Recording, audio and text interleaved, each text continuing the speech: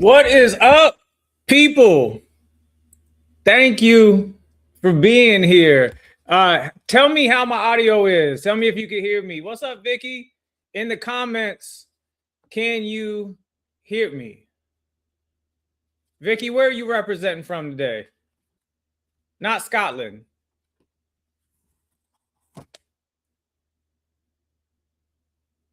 Go. I can hear you. Good, good. Hey, Judy. Hey, Linda. Hey, Amy.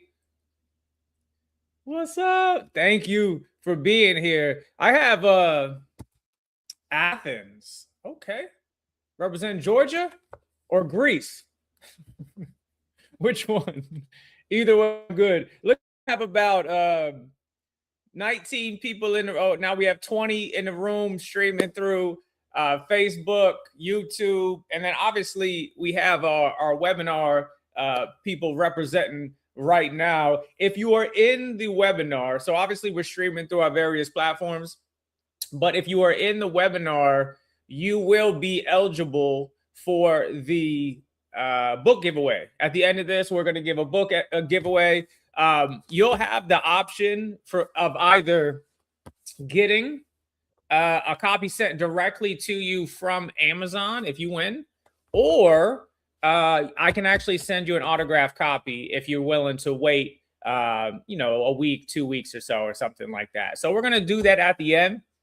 How the book giveaway is going to work is everyone who registered for the webinar, I have your names on a wheel of names on my other screen. So we're going to hit the wheel at the end, and I'll do it on the screen so you can see. And whoever it lands on, that's who's going to be our winner. And we're going to give away 10 of them. 10. That's a decent amount of books. So I'm going to give away 10. Some other ways you can get your name on this wheel. And you can get your name on this wheel more than once if you want to increase your chances, is just ask a question. If you ask a good question that drives some conversation about or the book or what we're doing here today, I'll go ahead and add you to that wheel. So first and foremost, I just want to thank everybody for being here with me. I did this on short notice. I think I just sent out one email campaign, maybe two, like 3 or 4 days ago. And right away, we got about 40 people that signed up to just participate and learn about this new project that I worked on. And I put a lot of heart in and a lot of effort in. So let's talk about it. First and foremost, yes, here is the book. It's Communicating with Chaos. And if you look on your screen, there's a QR code. If you scan that bad boy, it'll take you right to Amazon. The book is now officially live. Something else cool I did is I converted the book to an ebook. So if you have a subscription to Amazon ebooks, their Kindle books, it'll be free for you for 30 days. So if you have a Kindle e-reader, one of the Kindle ebooks, for 30 days starting today, it's going to be free for you if that's the way you like to consume your reading. Maybe one day I'll do the audiobook version as well, but asking me to stick to a script when I'm talking is not the easiest thing in the world. So we're going to table that. So first and foremost, why did I write this book? So you probably know, if you've been working with me for a little bit, I have this approach that is called Cape Conversations that was inspired by my little girl. And through that, I wrote my first book, which was Cape Conversations, How Superheroes Communicate with Children. And it's all about my experience with motivational interviewing, working with at-risk youth, and then eventually becoming a father. Then after our adoption journey was finished, I wanted to write something that was essentially like a workbook, a handbook for anyone that might be considering adoption, either through foster care or through the private route. And that is Cape Conversations, a roadmap to communicating with the foster care system. And then this brings me to my third one, which, yes, is a fiction book. It is entirely a fiction story that was inspired by a lot of different elements. But first, before I get into that, I will say that, and this is a message for obviously anyone here who's watching this later, whatever you have a passion for, whatever gets you excited, the thing that really lights your fire, make time for that thing. No matter how busy you get in life, always make time for the things that bring you joy. And for me, I've always enjoyed creative writing. My parents put me in creative writing camp when I was younger. I wasn't a great student by any means, not at all, but I always enjoyed writing. In my free time at home, I would write stories. It was something that just being creative just made me happy. So the ability to focus on a pure fiction book where I could dive into my passion of creative writing, I had to make time for it. It was something that gave me just a little bit more happiness, when life gets real busy or chaotic, to do the things that you enjoy. So if you have a passion like that and you have something that brings you excitement, I know there's a lot going on these days, and I know you have a lot on your plate, but make time for the things that make you smile, especially the elements of that in your work that can really give you that energy to keep going. So that was one of the main reasons I did the fiction book as well. The second part is, all right, how did I land on this story? Well, I was really trying to figure out, how should I tell the story of adoption? What does that look like by being someone who adopted their kids through the system? And I really couldn't at this stage wrap my brain around telling the story in a way that it wouldn't involve a lot of different people. And I didn't want to, at this stage, tell a story that involves people who might not want that story to be told. So I wanted to respect those boundaries and those lines. So I said, okay, then how can I tell the adoption experience? And if I'm not going to do that, and I talk to a lot of people in the system. I work with a lot of people who work with adoptions. And then I follow a lot of adoption groups and read some books of people who went through the process.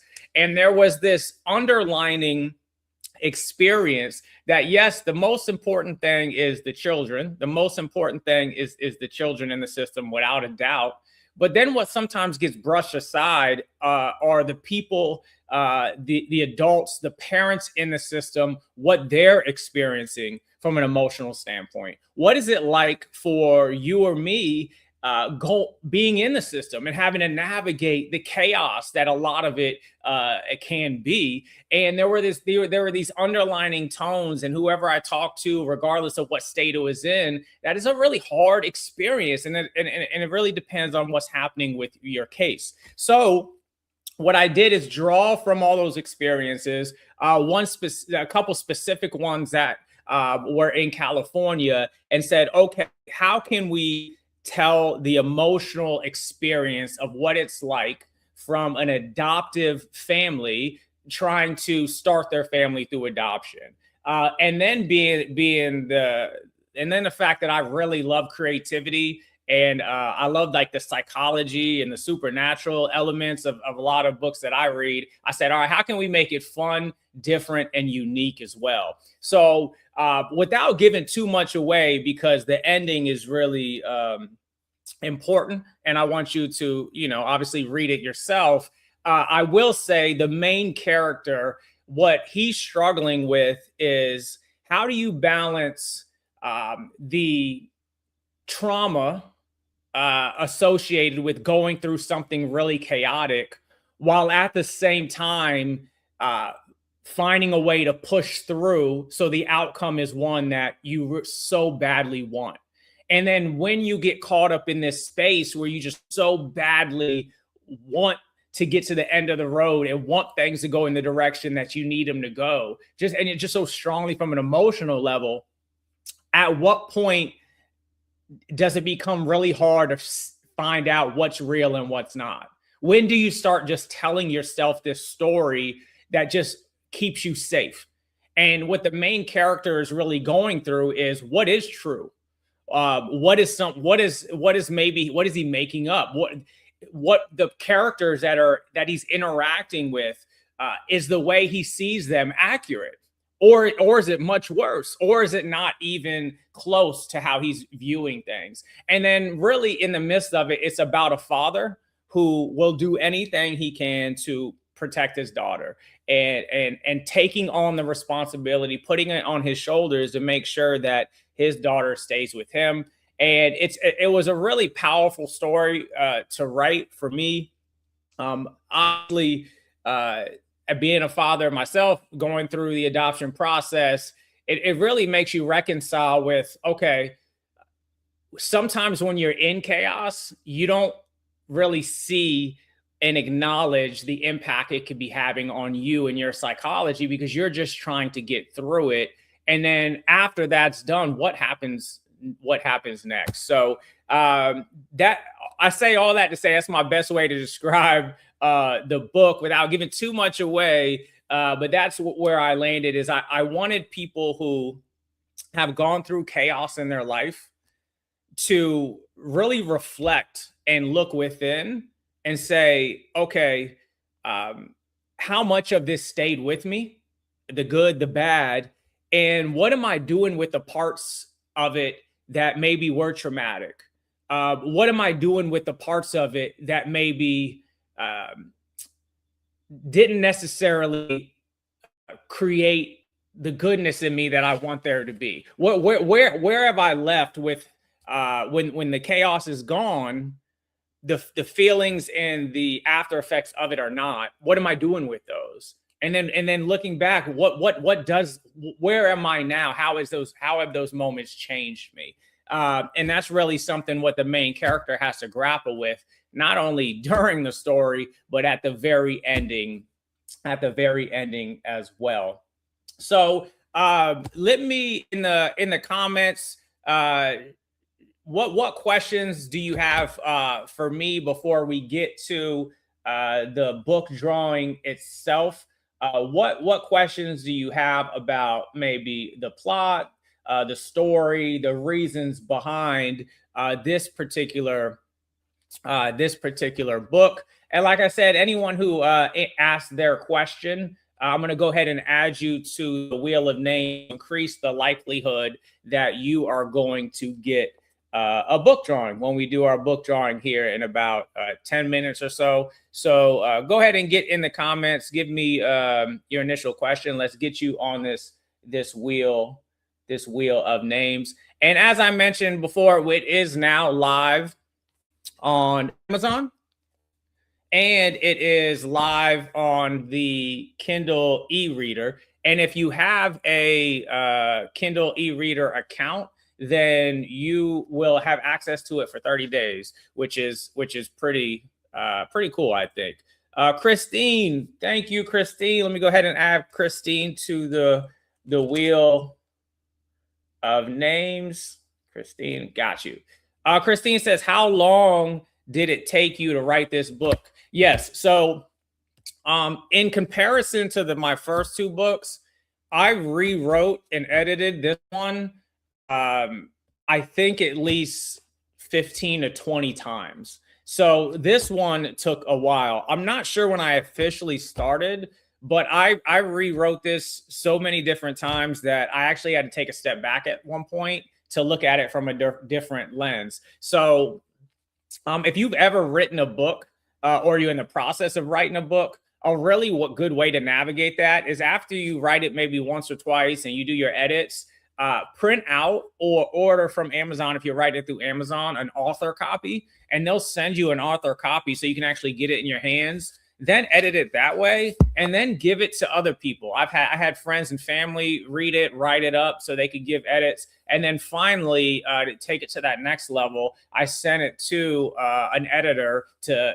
do another thorough review of the book itself. So it took a long time. It took a lot of rewrites. I read my own book multiple times. It kept changing things. So yeah, this one definitely took a lot longer than some of the other books, because the other books were more like training and tips and tools. This one, I had to make sure that the story connected in a way that was really meaningful and meant something. So I appreciate that, Christine. Judy, let me get your name on here as well. Did you have a friend read your book? Yes, I had, let me see, 1, two, three. I had four people read the book before publishing and then provide their editing.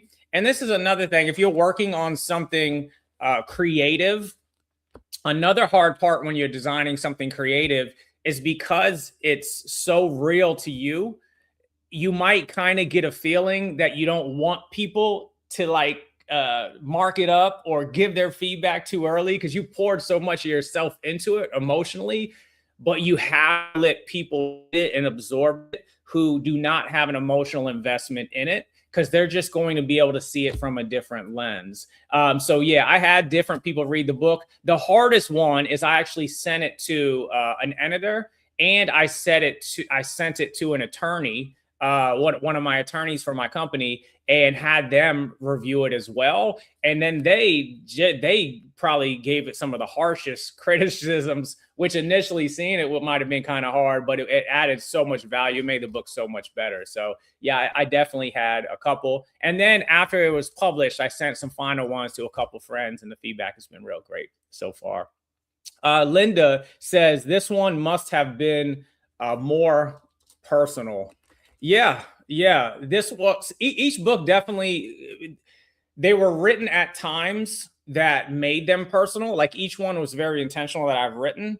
But this one, I was able to step into the shoes of the main character, this father who was fighting for his daughter. And there was one point in the book where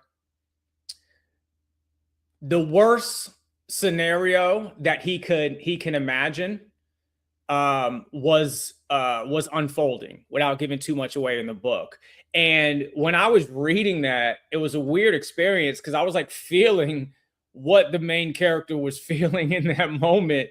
And I got a little emotional, just the idea, the concept of someone you care so much about might not be in your life anymore.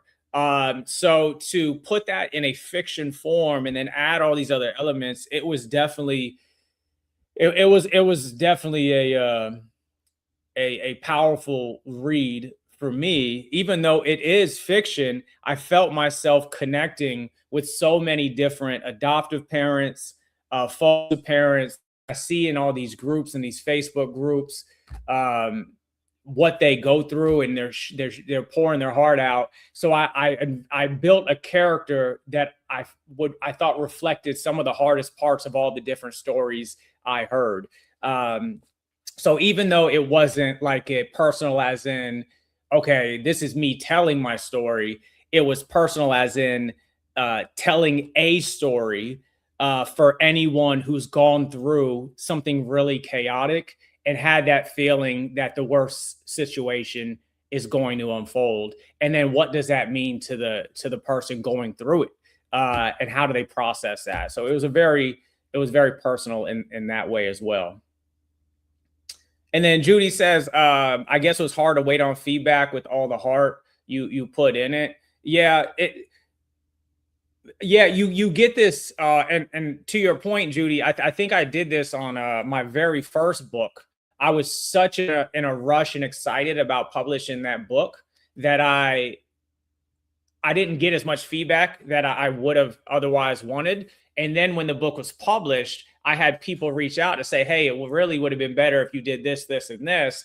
And then that forced me, I had to go rewrite the book that was already published and add a bunch of stuff. And I was trying to catch back up. So my process wasn't as clean. So now at this stage, it is very much about, hey, let's get as much feedback as we can. Even if not all the feedback you're going to like, that's still going to help the creative process as well. So yeah, thank you for that, Judy. But yeah, I put a lot of effort, a lot of heart into this. Amy says, what was the hardest? And actually, Amy, let me put you on the wheel too. What was the hardest part of writing this book? Putting it in order that makes sense, or picking the narrative perspective, adding more details or removing details. Yeah, Amy, so all of that. All of that. First, putting it in an order that makes sense was very complicated for this type of book, as you see when you'll read it. because what is real and what is not, it really starts to blend as the main character becomes more kind of lost in his own reality. So I gave the book to someone who was familiar with editing, and they really were able to point some things out to me, say, hey, this doesn't connect with this on a narrative level. So we need to really connect all the dots and make sure it makes a lot of sense for the reader. So putting in order that made sense was a tough part. It helped that I was able to structure it around like a court case, which you'll see when you read the book. The narrative perspective. So this is another interesting part. You'll see, Amy. I'm a big Marvel fan. So a little spoiler alert for the book. And one of the characters that always cracks me up in Marvel is Deadpool, because Deadpool talks directly to the reader. He kind of breaks that fourth wall. And in this book, you'll find that happening quite a bit. But what you don't know is, well, who is Chris talking to? It sounds like that he might be talking to you, the reader. He might be talking to another character. He could be talking to himself. So it's kind of distinguished. Okay, whose perspective is happening right now, and then who is Chris talking to, which is the main character, and then adding more details or removing details. Yeah, I think I had to remove some stuff towards the end because I have all these ideas, and I was like, oh, let's add this to it, let's add this to it. And then it got to a point where it's taking away from the actual story a little bit. So I did have to remove some stuff at the end. But you know, my thing is, hey, just throw everything at the wall, see what sticks, and then be willing to pivot and adapt later.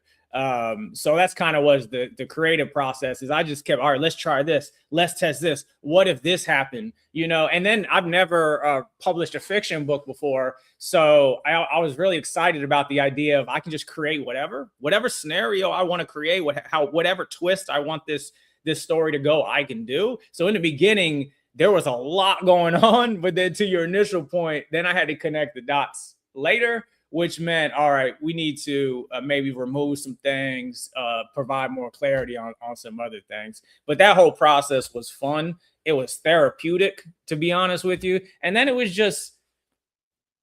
just brought joy to me. Ironically, even though it's a book about chaos, and some parts of it are very hard if you've been through something difficult. But I think it's wrapped up in a way that hopefully, like with anything I do and anything I do with my company, gets you thinking, and perhaps maybe even encourages you a bit as well. So I appreciate those questions. Let's go ahead and get to this drawing. Are y'all ready to draw some books? So I can get y'all out of here at 12:30. We ready to do a book drawing here. We're going to do 10 books. And like I said, and let me put my email. Most of you already have my email, but let me go ahead and put it. If you are a winner, go ahead and email me, and then let me know if you prefer to have your book mailed directly today from Amazon, or if you prefer me to sign a copy and then mail it to you, I'll mail it to you. The second option is going to take longer, obviously, but you know, it's up to you if you want it signed or not. I've also ordered a lot of author copies, so I'm going to bring these to some of the conferences that I'm going to. I am the keynote. I'm the keynote at one of the largest foster care conferences in the state in June, and I'm going to bring some books there. I'm also at the Help Me Grow conference in about 3 weeks, and I'll bring some books there as well. So if you end up at one of these conferences or trainings that I'm at, there's a pretty good chance I'll have some books on hand as well. All right, let's go ahead and do this drawing. All right, first and foremost, let's see if you can see my screen. All right, do you oh, hold on, let me see here.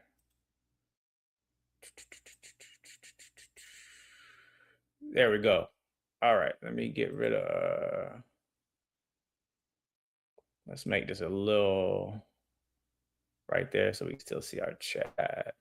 All right, let's do the drawing. I have your last names of those that registered that are in our webinar with us, and then I added the additional names if you added a question or comment as well. And let's go ahead and give our first book away.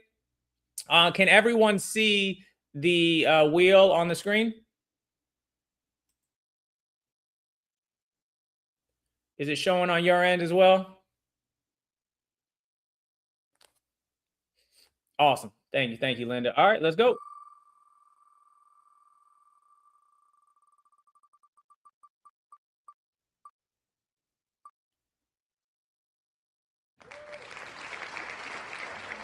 Toner. Now you do have to be here to win. But is the person last name Toner in the building with us right now? Is Toner in the building? We'll give you a moment or so to say yay or nay. If not, we're just gonna keep it moving and go to the next. Is Toner in the building?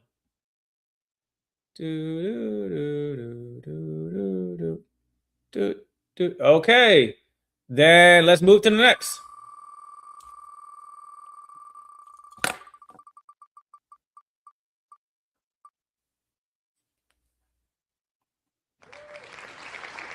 Christine, last name, last name Christine, not first name, last name Christine. Are you in the building, the virtual building, with us right now?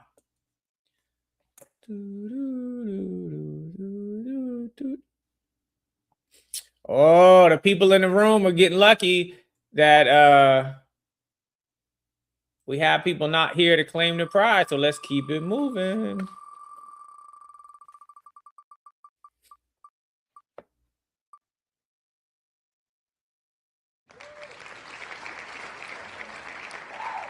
Birch, last name Birch.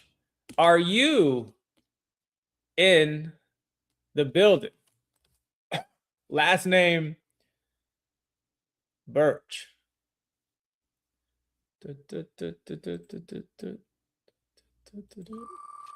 All right, let's keep going. Everybody's odds that are in here right now are getting increasingly higher. Frazier. Is Frazier in the building? Frazier. All right. Yes, Christine. It was we're doing last names because a lot of people had the same first name. What about Parker? Parker, are you with us right now? Parker.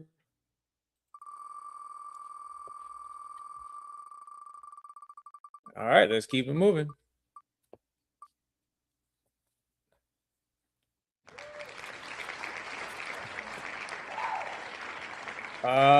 Miss Williams, are you in the room with us?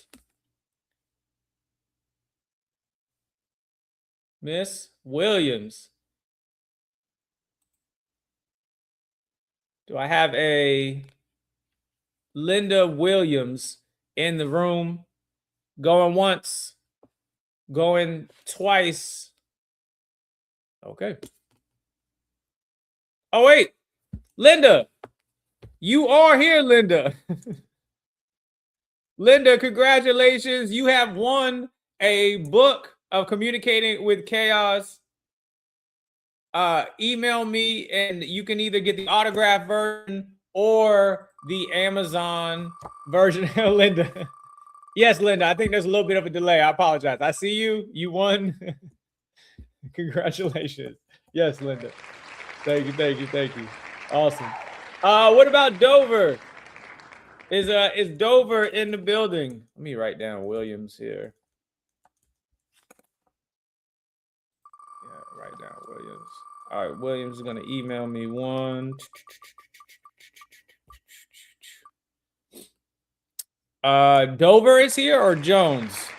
Amy, are you saying Linda or Dover?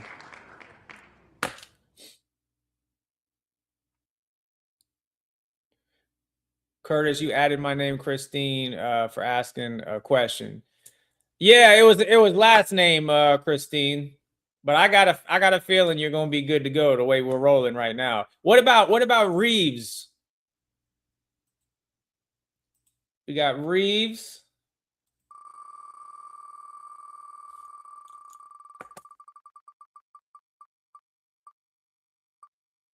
All right, you know what? Here's what we're gonna do. And Rubio. Here's what we're gonna do for the sake of, because I think I had this on until 12:30. It's already 12:31. So we're gonna go. Williams gets a book. Christine Treviano gets a book. Amy Jones gets a book. Lisa Eckley gets a book. If you're still here and I said your name, go ahead in the chat box. Let me know. Let me know you're here. Judy Reynolds gets a book. Vicky Scotland gets a book. And then that would bring us to Miss Herndon. Are you here with us? Miss Herndon? You're welcome. You're welcome. You're welcome. Miss Herndon, what about is it Martina? Martina? I apologize for saying your last name that way. I'm probably way off. Martina? Are you here? Yes. Martina. Thank you, Martina. Martina, you got a book as well. So did Miss Herndon. Miss Williams, then Christine, Amy, Lisa, Judy, Vicky, Miss Herndon, and Miss Martina. You have all won a book for engaging in the chat with me, being with me on lunch. Email Curtis at speakformc.com. Say, hey, I won.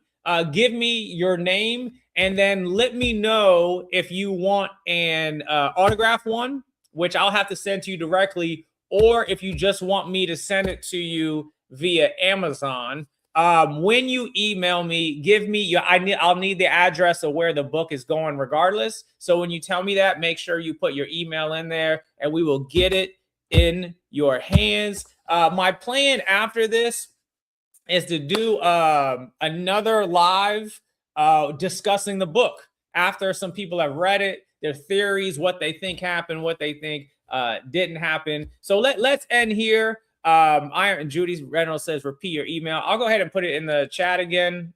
Judy, it's Curtis at speakformc.com.